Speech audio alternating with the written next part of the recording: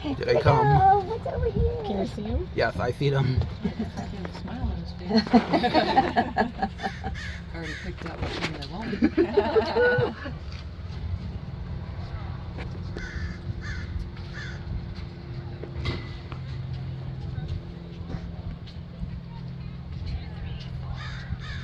Did all of them come over? Last Okay, one. here they go. 1, 2, 3, 4, 5, 6. Yeah, they're all over here now. Oh, that was fun.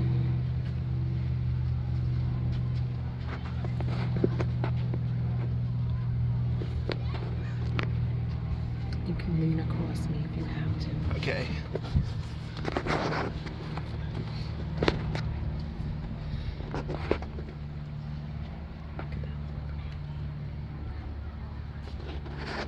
Supermodel here. Yes.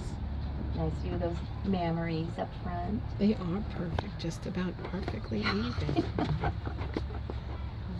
She's ambidextrous.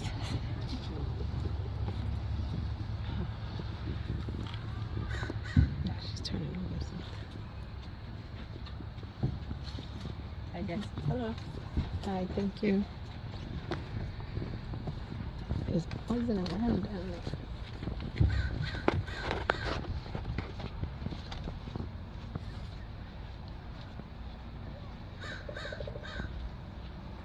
Heard it? Yes. You hear the rumble. Mm-hmm.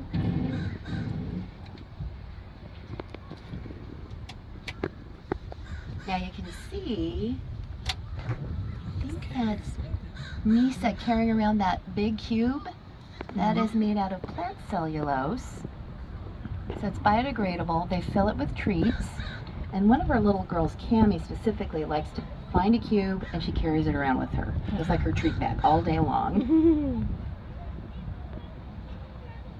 And we want to make sure we mix it up because elephants will eat about 150 pounds of food each a day. A lot, right? And we have a finite amount of space for them, unlike the wild. In the wild, elephants have no boundaries as far as how big they can get. As long as there's food and water and resources and space, they will continue to grow. The largest male elephant to record was 15,000 pounds. Oh my gosh. Yeah. Here, again, 150 pounds of food, we don't just dump it in front of them. We put it in different parts of their habitat.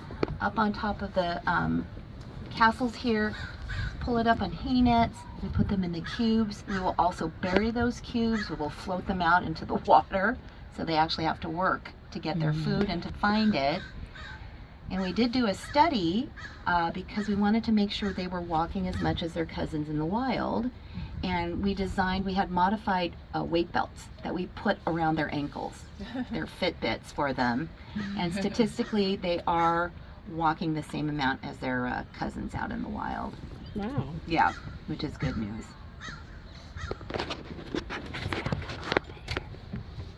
You should have stayed on this side. Sorry. No. No, I'm only messing with you. Okay.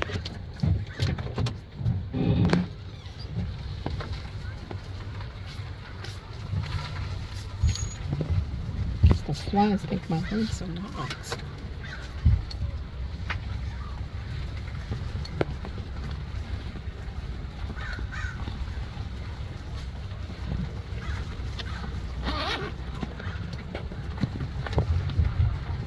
Now, I remember my friend who went to Thailand, you're asking what kind of treats our rhinos like to eat. They do sneak them some root vegetables. Elephants, likewise, they like the grapes, believe it or not. They've also got those two finger-like appendages at the end of their trunks.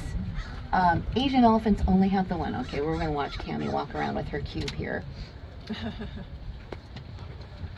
Nutritional Services gives a variety of different treats for the elephants. So they'll come down here with big buckets of sweet potatoes, cucumbers, huge stalks of, the whole entire stalk of celery, not the stalk, but the bunch.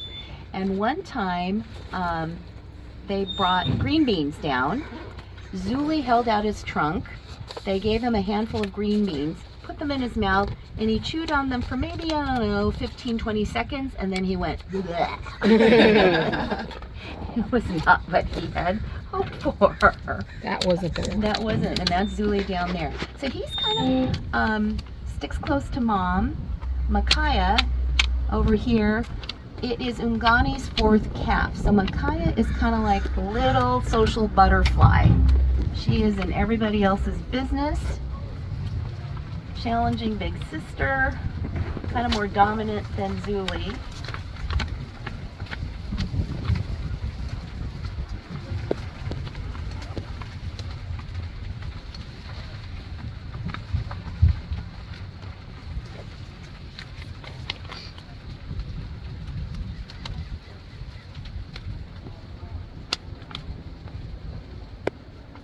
Hey, Kaia. Hi, sweet girl. Come over.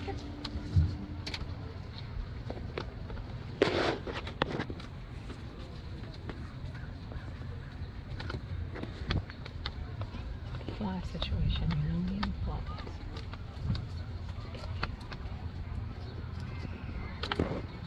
That one almost looks like part of the rock, Yeah, right.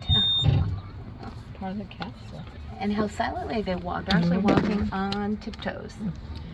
And foot health care is super important for elephants because infections can set in there. And so again, they also participate in their health care. Just like we saw with Jay Gregory, they are able to follow commands, probably even more so. They have the intellectual abilities of a 5-year-old, and you know how smart 5-year-olds can be, right?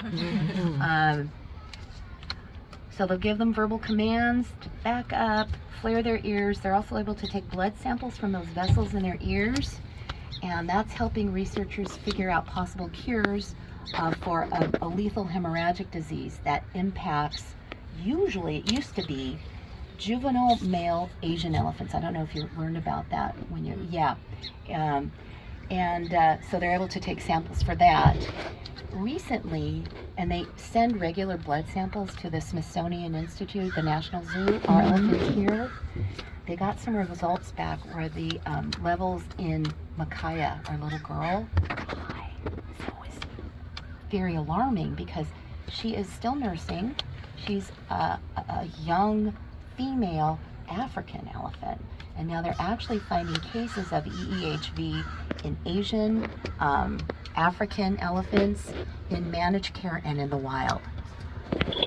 They're trying to figure out, you know, what is the vector.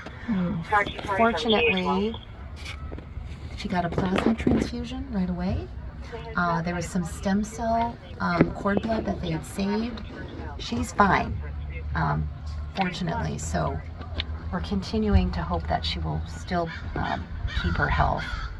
I was also reading that elephants, they're doing some research on cancer studies for humans with elephants. Really? There's something, yeah. Oh, My I'll have to check that sister-in-law, out. yeah, she's a scientist, and she was telling me about it as well. That there's something in them that they're looking at for certain type of cancer. Oh, I'm gonna have to check that out. I want to give us a little bit of time to go up to the deck area. I know all of our herd is over here. Are you guys okay if we go up to the deck for just a little bit before we wrap things up? Yeah. Did you get enough pictures there? I know you'd like to live here. Yeah. No pressure. He'd like to sit right beside Right you every there. tour. Okay, I'm gonna back up slowly so we can get a few last pictures.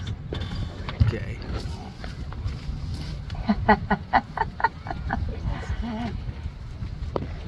The branch manager, right? He likes to walk with the sticks on his head.